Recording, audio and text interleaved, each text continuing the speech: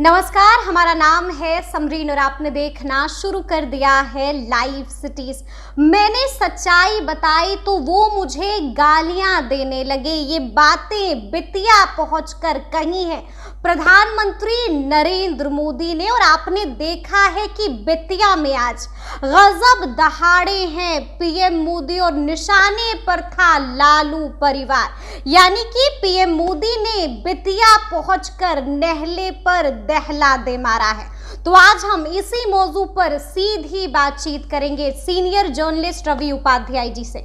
सबसे पहले बहुत शुक्रिया बातचीत के लिए। शुक्रिया समरीन जी। जो शुरू में मैंने कहा कि मैंने सच्चाई बताई तो वो मुझे गालियां देने लगे, कौन गाली दे रहा है? इतनी बड़ी बात किसके लिए कह दी है पीएम मोदी ने? देखिए, नरेंद्र मोदी आज जो बितिया में कई करोड़ की योजनाओं का शिलान्यास, उद्घाटन, लोकार्पण किया है, उसके बाद से वो जो पूरे माने तेवर में उनका था, और वो कहीं ना कहीं आप देखिएगा कि वो लालू प्रसाद यादव का नाम लिए बगैर उन्होंने उन पर टारगेट किया है। और क्या कहा है, दशकों से बिहार में जो है सो माने पलायन की समस्या रही। बिल्कुल जी। और उसके बाद से जब जंगल राज आया, तो जंगल राज आया, जंगल राज का मतलब सब लोग समझता है कि लालू प्रसाद या राष्ट्रीय जनता दल का जो कार्यकाल रहा 15 वर्षों का, उस दरमियान में जंगल राज की संज्ञा उसको दी जाती है। तो वह उस समय और भी जो है सो पलायन तेज हो गया। तो यह सबसे बड़ी समस्या उन्होंने गिनाई।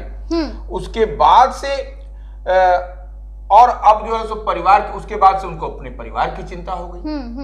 अब देखिए वो कितनी तरह से बहुत परिवार की चिंता हो गई, मतलब चौतरफा घेरने की कोशिश कर रहे थे। निश्चित रूप से और परिवार की चिंता हो गई, और जो जॉब नौकरी के बदले लैंड फॉर जॉब, हाँ लैंड फॉर जॉब का मामला भी उन्होंने गिनाया। किस तरह से अपने परिवार की चिंता हुई और कैसे माने दूसरे राज्यों में पलायन तो बढ़ ही गया, और अपने परिवार की चिंता करके वह अपनी संपत्ति को अर्जित किया। तो यह सब बात कहीं ना कहीं उन्होंने कहा। और एक बात और कहा समरीन, सबसे बड़ी बात उन्होंने कही कि देखिए हमारा तो कोई परिवार नहीं है। दिवाली, छठ जैसे बड़े पर्व में तमाम लोग, बिहार के लोग कहीं भी होते हैं, बिहार आते हैं, लेकिन हम कहाँ जाएं? हमारा तो कोई परिवार ही नहीं, हमारा तो कोई घर ही नहीं, हमारा तो कोई घर ही नहीं, तो हम जाए कहाँ?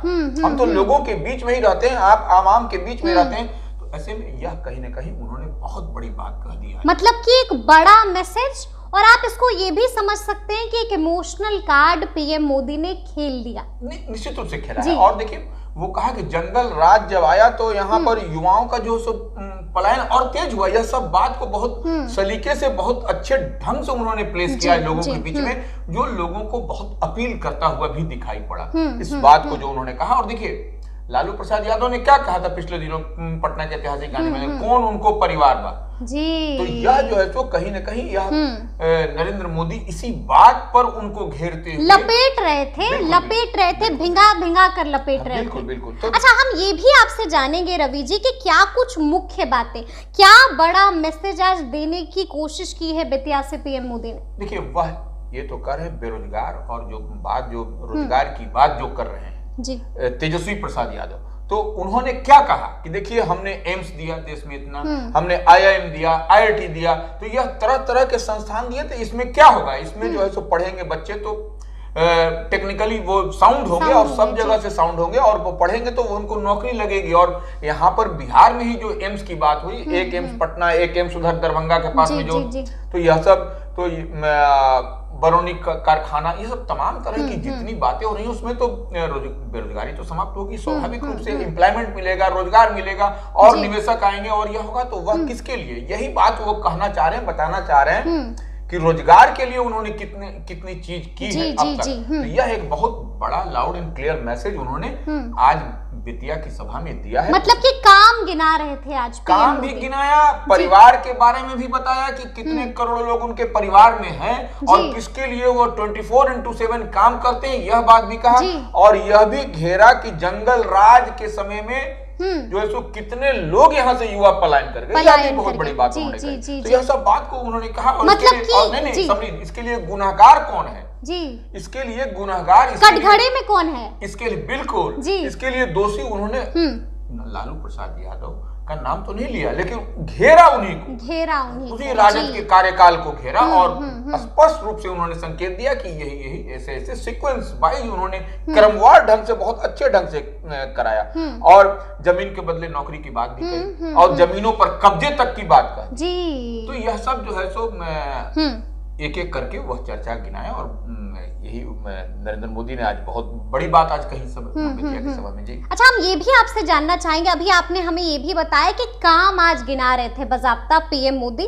अक्सर हम देखते हैं कि तेजस्वी यादव भी अपने कामों की बखान करते ही रहते हैं, गिनाते ही रहते हैं कि देखिए 17 महीने हमें मौका मिला और हम लोगों ने क्या कितना क्या काम किया है, बाज़ाब्ता एक उसका लेखा जोखा देते हैं जनता को। और आज पीएम मोदी भी कुछ वैसा ही करते हुए दिखे। क्या लगता है बिहार में इस बार नौकरी रोजगार यही मुद्दा रहेगा? देखिए एक बात तो है जी समरीन की, वो अयोध्या, अबू धाबी, यह सब अब फीका पड़ता जा रहा है। ये देखिए निश्चित रूप से ये फीका पड़ता जा रहा है, मतलब बिहार में कम से कम बिहार के संदर्भ में देखिए 17 महीने के कार्यकाल में जो राष्ट्रीय जनता दल कह लीजिए या महागठबंधन कह लीजिए, इंडिया अलायंस कह लीजिए या तेजस्वी प्रसाद यादव का विजन कह लिया, वैसे थे तो वो उप मुख्यमंत्री नीतीश ही कैप्टन तो वही थे। लेकिन तेजस्वी ने एक जो रेखा खींच दी ना नौकरी के नाम पर, यह एक बड़ी चुनौती निश्चित रूप से माने एनडीए के लिए है, ये परेशानी का सबब है। और यही बात एस्टेब्लिश करना चाह रहे थे आज प्रधानमंत्री नरेंद्र मोदी कि हमने आईएम दिया, हमने आईआईटी दिया, ये दिया, कॉलेज दिया, यूनिवर्सिटी दिया, एम्स दिया, कॉलेज, तो यह सब वो एक एक करके वह गिना रहे थे। मतलब कि तेजस्वी जिस पिच पर खेलते थे आज उसी पिच पर पीएम मोदी भी खेल रहे थे बाज़ाब्ता। वही हम लोग बार-बार कहते हैं कि ऐसा तेजस्वी ने पिच तैयार कर दिया है कि किसी को उस पर खेलना होगा, बिल्कुल आपको उधर ही आना होगा। अब आपको यह जो है सो वह कार्ड चलता था वह कार्ड नहीं चलेगा, वो कार्ड नहीं चलेगा। युवा बिहार के युवा अब वह युवा नहीं रहे, अब कार्ड पूरी तरह से बदल गया है ऊपर से नीचे तक। इस बात को समझिए आप। मतलब कि अब बिहार के युवाओं को नौकरी चाहिए, रोजगार चाहिए, जॉब चाहिए, नौकरी रोजगार और शिक्षा, नहीं शिक्षा तो चाहिए ही तो। और यहाँ से जो पलायन की बात थी, जो लाखों लाख लोग पलायन, कोरोना इसका गवाह था, कितने लाखों लोग मैंने जो तस्वीरें आई थी भयावह तस्वीरें। अब बिहार उस दंश को, उस दर्द को झेलने के लिए तैयार नहीं है। अब हर माँ बाप, हर परिवार की इच्छा यह है कि यहीं पर नौकरी, यहीं पर रोजगार और यहीं पर सब चीज। बिल्कुल बिल्कुल। अच्छा एक और बात है रवि जी जो हम आपसे जानना चाहेंगे। देखिए जब से महागठबंधन की या फिर अब हम ये कह सकते हैं कि इंडिया गठबंधन की जो रैली हुई है, जन विश्वास महारैली, गजब की भीड़ हमने भी देखी। गांधी मैदान बिल्कुल खचाखच भरा पड़ा था। तो हम आपसे जानना चाहेंगे कि बेतिया वाले कार्यक्रम में पीएम मोदी की कितनी भीड़ उमड़ी थी? देखिए क्या सफल रहा वो जनसभा? देखिए निश्चित रूप से वो सब अब हम लोग के पास में तो वो थर्मामीटर नहीं है, लेकिन जी भीड़ उमड़ी या नहीं उमड़ी? भीड़ उस कदर नहीं उमड़ी है, सब शायद संभवतः जैसा दिखाई पड़ रहा है। और वह जो वीडियो वायरल हो रहा है, बिल्कुल बिल्कुल उस पर हम आएंगे। और सबसे पहले हम यही चाहेंगे कि हम बता दें कि हम किस वीडियो की बात कर रहे हैं। आरजेडी ने बाज़ाब्ता पीएम मोदी की सभा के बाद एक वीडियो वायरल किया है। क्या कुछ लिखा है आप अपने स्क्रीन पर देख सकते हैं। बेतिया की सभा के बाद देखिए साफ साफ इसमें लिखा हुआ है, आरजेडी के पेज पर आप देख सकते हैं कि बिहार के बेतिया में आयोजित रैली में प्रधानमंत्री मोदी जी के भाषण के दौरान खाली पड़ी कुर्सियां, बिहार और भारत सरकार के संयुक्त प्रशासन 6 लोकसभा क्षेत्रों एवं 8 जिलों से बुलाई गई भीड़, मुश्किल से 15,000 लोग ही जुटे। नीतीश कुमार ने भी रैली का बायकॉट कर दिया है। देखिए नीचे ये भी लिखा हुआ है कि बिहार में महागठबंधन की लहर है, अंडर करंट है। रवि जी बड़ी बात लिखी हुई है, अंडर करंट है। बाज़ाब्ता आरजेडी ने वीडियो वायरल कर दिया है। कह रहे हैं ना कि जो आज नरेंद्र मोदी ने वहां से कहा कि डबल इंजन की सरकार है, नौकरी बेरोजगारी सब समाप्त होगी और सब कुछ के लिए आज देखिए करोड़ों का आज हम लोग योजना का शिलान्यास कर रहे हैं, लोकार्पण कर रहे हैं। तो यह मैसेज देना चाह रहे हैं। तो वही जो आज वो आरजेडी की ओर से जो वीडियो वायरल किया गया वही बता रहा है कि देखिए पोल खोल दी। वही हम कह रहे हैं कि वह जो तेजस्वी की बात कही जा रही है कि जो नौकरी रोजगार की बात कर रहे हैं, तो वो क्यों कह रहे हैं अंडर करंट? तो वो अंडर करंट क्या है? अंडर करंट यही है कि तेजस्वी ने जो नौकरी स्पोर्ट्स के क्षेत्र में जो नई जो स्पोर्ट्स टेक्नोलॉजी लाकर मैंने जो वो करके उसके बाद से एजुकेशन में टीचर्स का बिल्कुल स्वास्थ्य के क्षेत्र में कई सारे क्षेत्रों में काम एक साथ में होने लगा था। आशा दीदी, वो ममता दीदी, सबके लिए जो काम हो रहा था एक साथ 17 महीने में कई फोरम पर काम हो रहा था, कई प्लेटफॉर्म पे काम हो रहा था समरी। तो यह कहीं ना कहीं यही सब वही दिखाई पड़ रहा है, वही दिखाई पड़ रहा है। बिल्कुल बिल्कुल। मतलब ये जो तस्वीर है ये बिल्कुल चौंका देने वाली है। बिल्कुल, जो वीडियो वायरल हो रहा है वो वीडियो चौंका देने वाला है। बिल्कुल। तो मतलब क्या लगता है आपको, भीड़ नहीं उमड़ी थी? जो वीडियो वायरल हो रहा है उसमें कोई सच्चाई भी है? तस्वीर तो सच बोलती है, तस्वीर तो झूठ नहीं बोलती। जी। तो तस्वीर तो सच बता रही है कि ये तस्वीर है, इसमें आप इसको कहाँ नहीं मानने की बात है। हम लोग बोले उसको आप न माने, उससे इत्तेफाक रखें न रखें, वो अलग विषय है, लेकिन तस्वीर जब कोई चीज बयां कर रही है तो उसको तो आपको देखना पड़ेगा। अच्छा, एक और बड़ी बात का जिक्र किया उन्होंने, साफ साफ लिखा है, आरजेडी के पेज पर लिखा गया है कि सीएम ने बाइकॉट किया। तो क्या यही वजह तो नहीं है कि क्या मुख्यमंत्री को पहले से पता था कि बेतिया वाले कार्यक्रम का यही हाल होने वाला है? और क्या डर से नहीं आए थे सीएम नीतीश कुमार? उनको मालूम था कि भीड़ आएगी ही नहीं? देखिए, नीतीश कुमार का आज कुछ अलग कार्यक्रम था जी, लेकिन वो देखिए, एक तो मुख्यमंत्री, दूसरे जदयू के राष्ट्रीय अध्यक्ष, तो उस हैसियत से वहां कहीं ना कहीं उस शेड्यूल में उनको अपना भी शेड्यूल टाई अप होना चाहिए था। वो नहीं हुआ, इसका भी कहीं ना कहीं अब देखिए 10 तरह का सवाल उठ रहा है कि भाई क्यों नहीं आए, क्यों नहीं गए। बिल्कुल, कहा तो ये भी जा रहा है कि फ्लाइट 6:45 में थी, सुबह तो जा सकते थे बेतिया। वही कह रहे हैं, तो वह उस समय वहां पर जा सकते थे, रह करके आ सकते थे, उनका स्टेट प्लेन है, सब कुछ है। बाइकॉट तो नहीं ना किया सीएम नीतीश कुमार? बाइकॉट तो नहीं किया, वैसा तो कोई ऑफिशियल है नहीं, इसलिए हम लोग इस बात को नहीं कर सकते। लेकिन उनका नहीं जाना कहीं ना कहीं कुछ न कुछ लोचा दिखाई पड़ता है, लोचा दिखाई पड़ रहा है निश्चित रूप से। मतलब कि आप कह रहे हैं कि दाल में कुछ ना कुछ तो काला जरूर है। देखिए, अब काला है कि पीला है कि उजला है, यह तो जनता तय करेगी, जनता ही जनार्दन है, उसी को तय करना है। लेकिन नहीं जाना कहीं ना कहीं कुछ दिखाता है, दिखाता तो निश्चित रूप से। चलिए ठीक है, एक आखिरी सवाल हम आपसे जानना चाहेंगे रवि जी, क्या लगता है लोकसभा चुनाव अब काफी नजदीक है, क्या लग रहा है, क्या जनता इधर से उधर तो नहीं होने वाली है?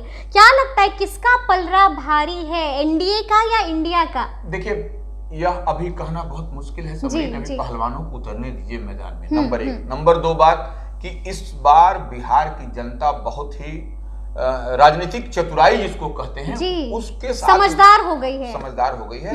और हम जहां तक देख और समझ पा रहे हैं, इसको वैसे देखिए कि जो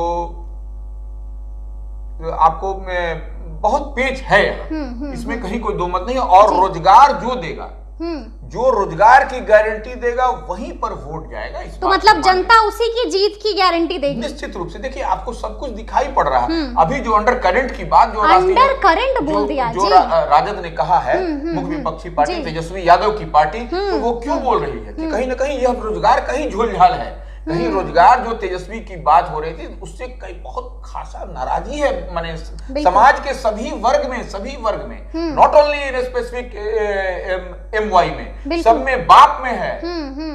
ये आप समझ लीजिए। जी। तो यह बिल्कुल माई बाप की पार्टी है। जी, तो बहुत बड़ी नाराजगी है कि देखिए तेजस्वी को हटा दिया गया, तेजस्वी हट गए, ये नौकरी दे रहे थे, तो यह रोजगार का मामला था। तो कहीं ना कहीं सबको अपना पेट का पड़ा है। तो यह निश्चित रूप से जब तक रोजगार नहीं होगा तो पापी पेट का सवाल सब लोग कहता है, तो ऐसे में क्या होगा ये समझने वाली मतलब आप भी कह रहे हैं कि रोजगार नहीं, नौकरी नहीं तो वोट नहीं है, सबसे वोट नहीं। जी, चलिए, चुनौती है ये। तो अब देखना होगा कि आगे आगे बिहार में क्या कुछ होता है।